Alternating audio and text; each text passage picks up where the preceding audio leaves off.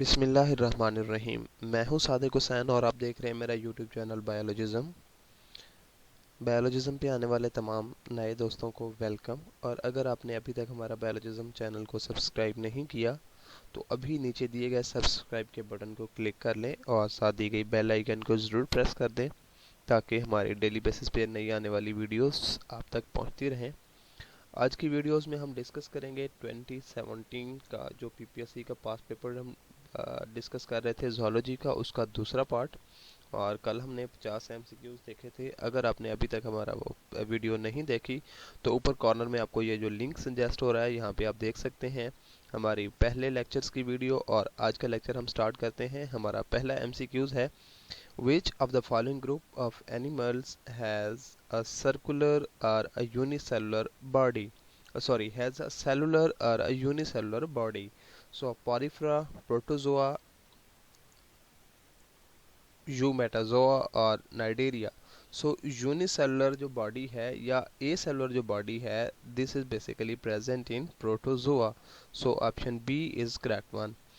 Then जी next times की तरफ ahead, moving ahead, which contribute to success of Mendel, which contribute to the success of Mendel. जैसा कि आप जानते हैं कि मेंडल को बेसिकली फादर ऑफ जेनेटिक्स बोला जाता है और इन्होंने दो लॉ प्रेजेंट किए थे, law of segregation and law of independent assortment. और कहा यह जा रहा है कि इनकी कौन सी कंट्रीब्यूशन थी जो कि इनको सक्सेस दिलाने में कामयाब रही। So to his knowledge of biology जो यहाँ पे डिस्कस किया गया है, इसमें यह था कि उनको बायोलॉजी के बारे काफ़ी ज़्यादा इन बेसिकली नॉलेज था जिसकी वजह से वो जो है कामयाब रहे थे। Then जी next MCQs is genetic identity of human male is determined by sex chromosome, autosomes, nucleosomes or cell organelles. So basically genetic identity of human male जो है वो सेक्स क्रोमोसोम से ली जाती है। जैसा कि आप जानते हैं कि ह्यूमन मेल के अंदर सेक्स क्रोमोसोम का एक पेयर मौजूद होता है, that is represented by X and Y. और जबकि ह्यूमन फीमेल के अंदर जो एक सेक्स क्रोमोसोम का पेयर होता है, that is basically X X. So option D is correct one.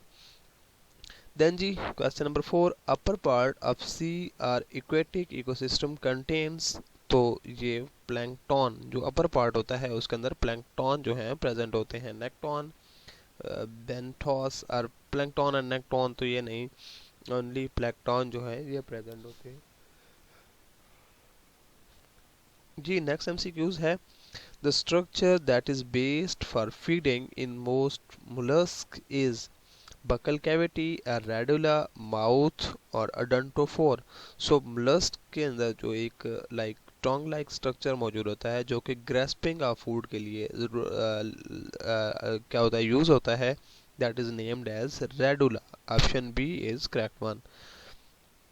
Then ji next MCQs is which one of the following pair is not correctly match. तो यहाँ पे कुछ पेयर दिए गए हैं जो कि पूछा गया है कि उनमें से कौन सा जो है वो इनकरेक्ट है। सो ऑप्शन सी में जो यूज़ किया गया है arboreal adaptation and webbed feet, तो ये जो है ये रॉन्ग है। इसके अलावा बाकी जो कर्सोरियल अडाप्टेशन है जिसमें लिम्ब्स वगैरह की इलोंगेशन हुई। देन जी फोसोरियल अडाप्टेशन है जो कि डेवलपमेंट ऑफ शोल्डर और इसके साथ साथ गिर्डल आता है। एंड देन ऑप्शन डी में वॉलेंट अडाप्टेशन है जो कि फ्यूजन ऑफ सर्टेन बोन्स है। तो ये बाकी सारे ठीक हैं, लेकिन अबोरियल अडाप्टेशन में वेब्ड फीट नहीं आता। Then जी next question is, Lamarck's theory of organic evolution was published in the book entitled by Systemia Naturae or Philosophic Zoology, origin of species or none of these. So philosophic zoology की ये basically लिमार्क की एक book थी जिसके अंदर लिमार्क theory को explain किया गया था कि और उसके साथ साथ जो नीचे origin of species को एक्सप्लेन किया गया है, that is basically Darwin's book. Then जी metabolic rate in mammal is controlled by pancreas, thyroid, pituitary और liver. So metabolic rate is basically controlled by the thyroid gland. और thyroid के अंदर basically try आयोडोथेरोनिन और thyroxine T3 and T4 hormone जो हैं release होते हैं जो कि बेसिकली कंट्रोल करते हैं हमारा मेटाबॉलिक रेट को। Then ji next MCQs is the The ambulacral groove is found between ambulacral grooves basically जो हमारे पास मौजूद होता है, it is basically found in rows of tube feet, radial nerves, layer of pedicellary and rows of dermal ossicles. So ये जो groove है this is basically present in rows of tube feet, तो यहाँ पे ये मौजूद होता है. Then the question number 10 is the agnathons and gnathostomes branched apart most likely during Cambrian period. ये agnathan and gnathostomes basically are the two primitive types of fishes जो कि evolve हुई थी Cambrian period के टाइम पे.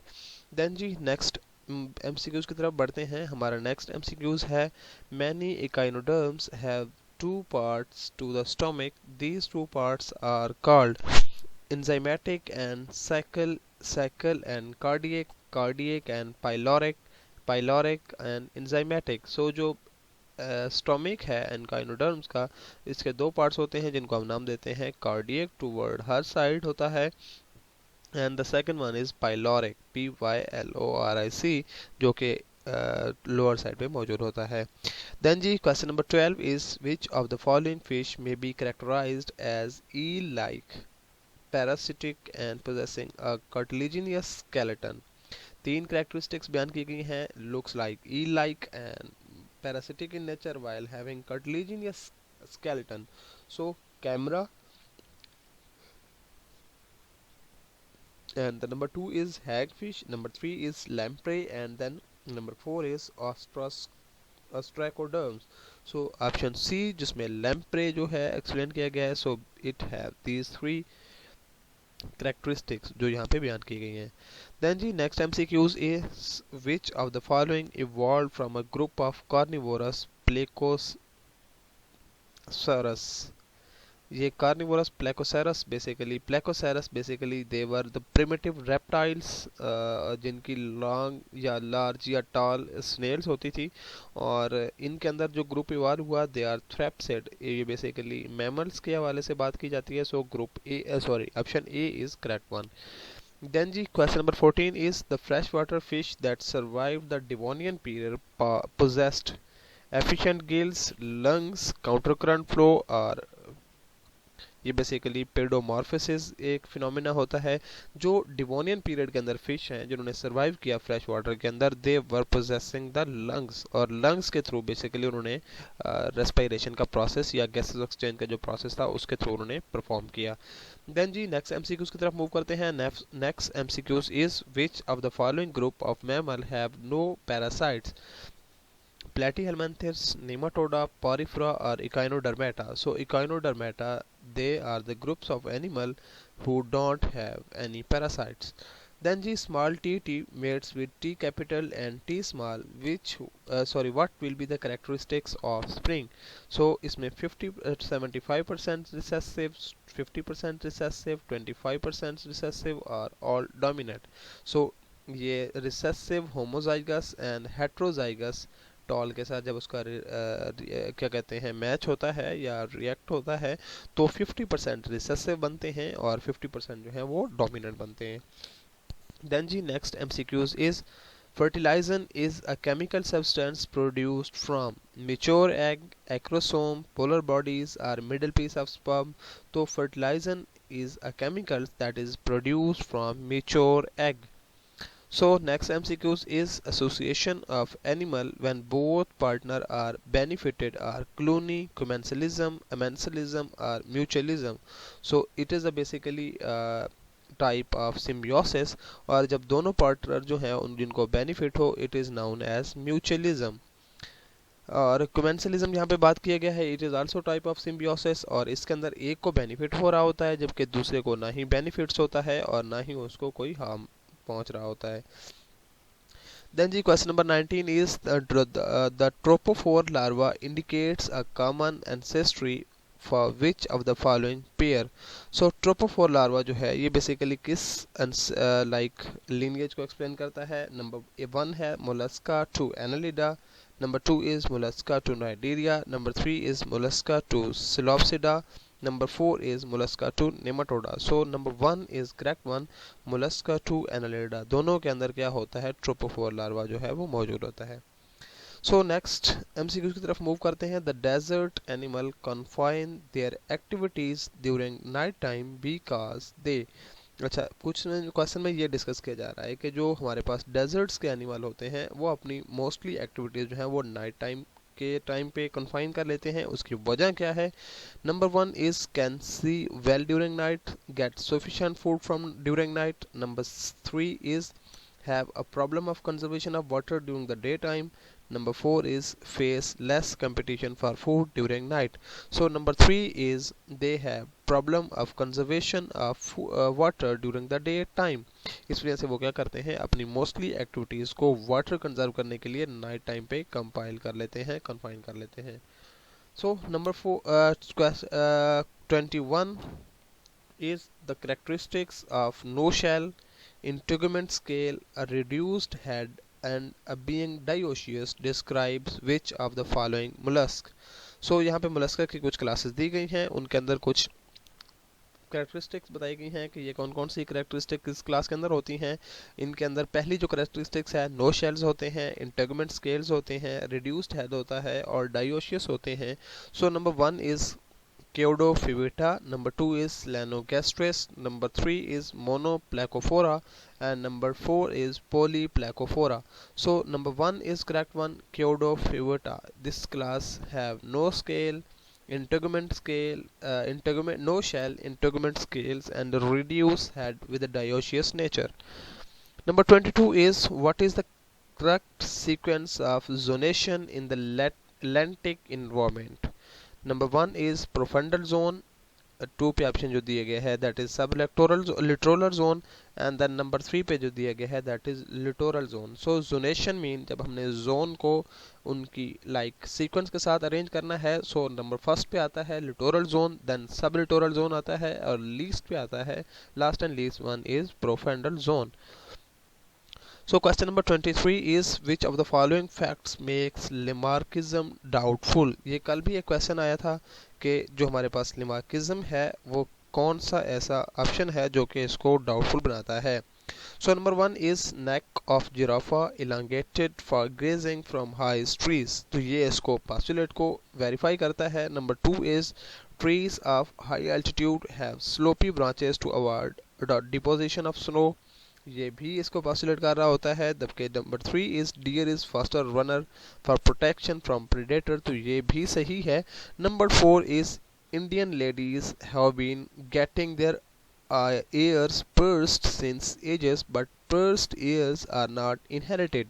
तो number 4 is correct one के Indian like जो गर्ल्स हैं, not basically Indian girls, they basically Asians girl के बारे में हमें कहना चाहिए कि ये ईयर जो है पर्स्ट आती हैं, कान जो इनके छिदवाना होता है कान को बेसिकली, तो ये जो हैं एक फैमिली से एक जनरेशन से दूसरी जनरेशन में इनहेरिटेड नहीं होते. So this is basically Lamarckism theory का डाउटफुल पॉइंट है.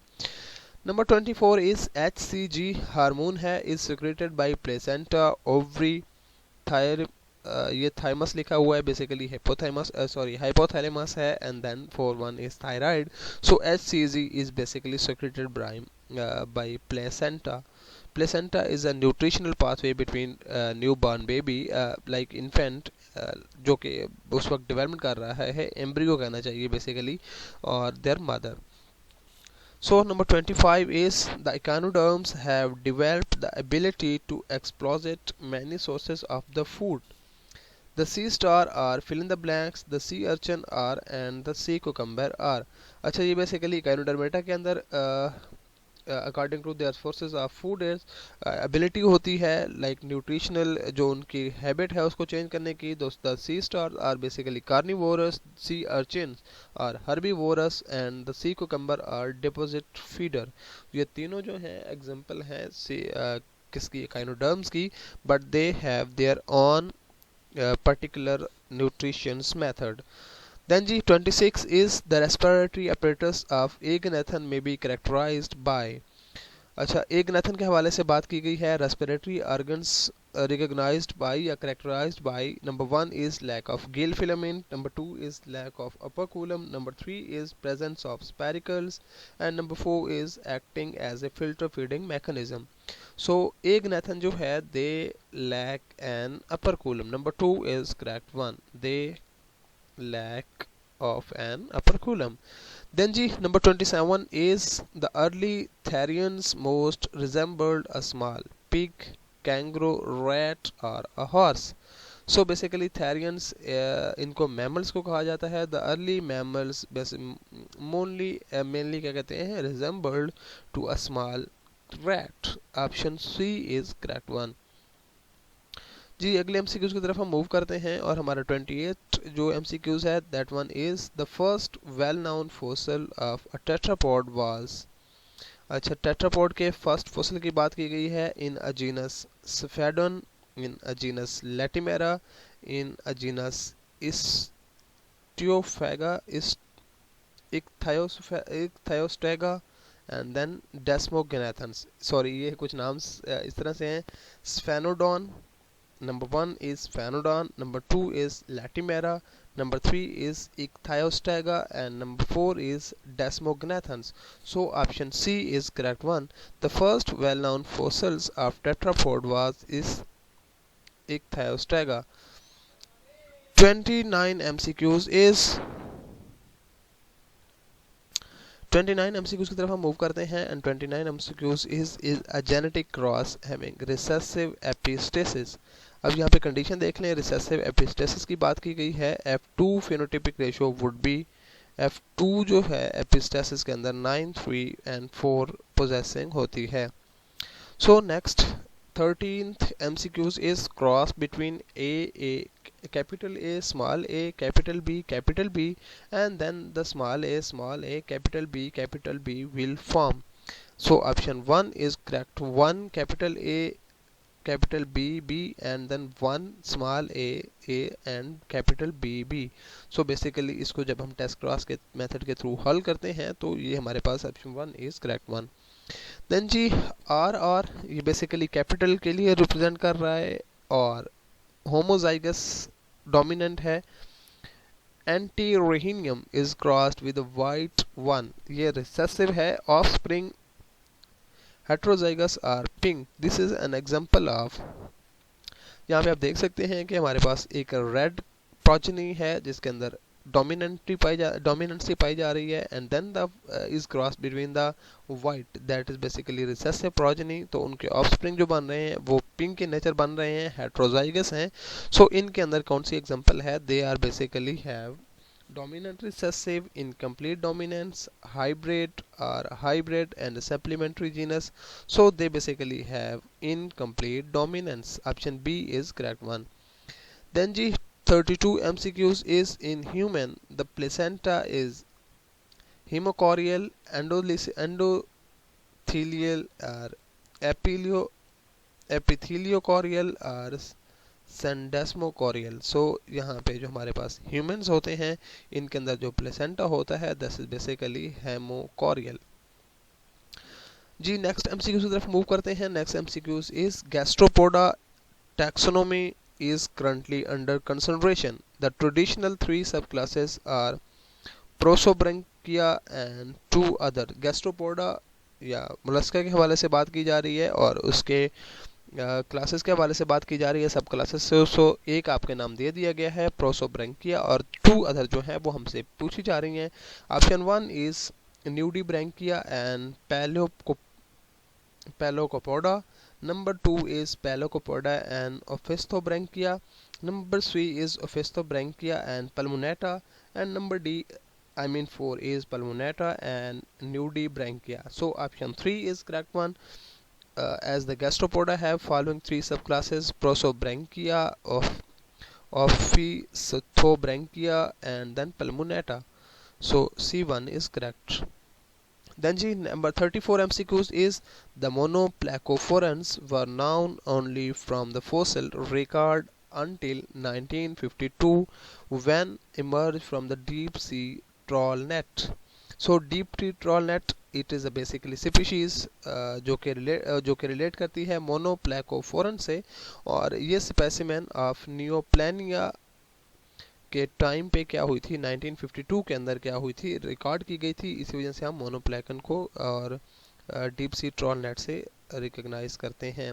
सो option D is correct one.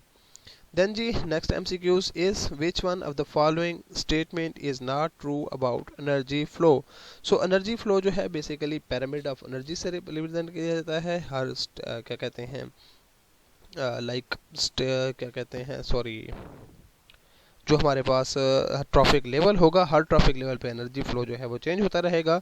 और इसके अंदर जो आपके पास इनकरेक्ट यहाँ पे स्टेटमेंट बताई गई है दैट इज डी, और the pyramid of energy are both top right and inverted, तो ये नहीं होता बल्कि they are from bottom to top and then they are non inverted. So the 36th MCQs is neck and the forelimbs in African giraffe increased in length as a result of variation in these organs, mutation in the organ, use or disuse, none of these. So कहा यह जाता है according to Levack, neck and forelimbs in African giraffe are increased in length due to the use and disuse of these organ. Then ji 37th MCQ is Cushing's syndrome is due to the hypersecretion of adrenal cortex, thyroid, pituitary, or none of these. So Cushing's syndrome is basically due to adrenal cortex. 38th MCQ is which of these classes is characterized by endoskeleton test, a complex chewing apparatus, no arms, pedicellariae with the three jaws closed and ambulacral grooves and movable spines. So यहाँ पे ये कुछ characteristics बताई गई हैं और पूछा ये जा रहा है कि ये हमारे पास कौन सी सब क्लास की हैं। Echinoidea, Asteroidea, Ophiuroidea and Crinoidea. So option A is correct one, Echinoidea, जिनके अंदर ये सारी characteristics जो हैं ये मौजूद होती हैं। सो नेक्स्ट MCQs की तरफ मूव करते हैं। The larva of lamprey is known as trilobite larvae, Veliger larva, and then Ammoset larva and Tornaria. So the larva of lamprey is known as Ammoset larvae. Then G, next MCQs is the implied presence of sebaceous and sweat gland in early mammals signified what? Fossilized scast, hair, epidermis, or none of these. So the implied of sebaceous and sweat gland are basically signified the importance of hair. Option B is correct one. Then the 41st MCQs is the adaptive radiation of mammal occurred during the Triassic, Jurassic period, Cretaceous period, or Cenozoic period. So adaptive radiations of mammal is occurred during the Cenozoic period. Then the 42 MCQs is to facilitate cutaneous respiration, the skin of amphibian is moist and covered with scale, moist and richly vascularized, dry and richly vascularized, dry and covered with the scales. So amphibian की cutaneous respiration के लिए उनकी जो skin होती है it is moist and richly vascularized. Next MCQs की तरफ move करते हैं and the next MCQs is the kidney of amphibian are pronephric, metanephric, mesonephric, or anephric. So the kidney of amphibian is always a mesonephric in condition. Then ji 54 MCQs is member of the order of unproduced spermatophores. So spermatophore जो हैं कौन से member में होते हैं? Urodela और Gymnosophonia, Apoda और Anoria. So it is basically Urodela. दो के क्या करते हैं प्रोड्यूस करते हैं spermatophore. So number 45 is a dihybrid condition is segregation, dominance, independent assortment, or polygenic inheritance. So dihybrid condition is basically polygenic inheritance. So next MCQ is torsion is a process that rotates of the body of gastropod surface. Number 2 is mantle, number 3 is viscera, and number 4 is none of these. So torsion is a process that rotates the viscera of the body of gastropod. So the 47 MCQs is the total output of photosynthesis including the organic matter used up in respiration during the period of measurement is called. So output of photosynthesis के हवाले से explain की जा रही है. तो number 1 is net primary productivity, number 2 is gross primary productivity, number 3 is net community productivity, number 4 is secondary productivity. So basically total output के हवाले से जब बात की जाती है तो it is basically gross primary productivity. Number 48 MCQs is the animal kingdom several degrees of interspecific interaction can be recognized. Which one of the following is true for proto-cooperation interaction? So proto cooperation interaction के लिए जो यहाँ पे correct sentence is number D, both partner gains both each is also able to survive separately. Proto cooperation जो है they are basically both can survive separately. Number 49 is which of the following concept is attributed to Lamarck? Lamarck ने कौन सी बात की थी? Number 1 is inheritance of acquired characteristics, survival of the fittest, struggle for the existence or none of these. So जो B and C के अंदर हमने option discuss किए हैं they are basically from natural selection और इसको डार्विन ने explain किया था, जबकि number 1 is inheritance of acquired characteristics जो कि एक्सप्लेन की गई थी through Lamarckism. Then the last MCQs is goiter is caused by excess secretion of thyroxine, deficiency of iodine, overeating or deficiency of growth hormone. तो जैसा कि आप जानते हैं कि goiter is due to the deficiency of iodine. सो इस तरह हमारा जो 2017 का पेपर था वो हमने कम्प्लीटली सॉल्व कर लिया है.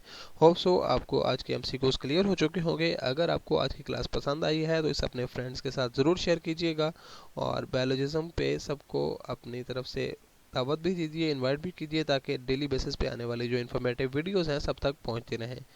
मिलते हैं बहुत जल्द अगली क्लास में. तब तक के लिए अपना बहुत सारा ख्याल रखिएगा. मुझे दीजिए इजाज़त. अल्लाह हाफिज़.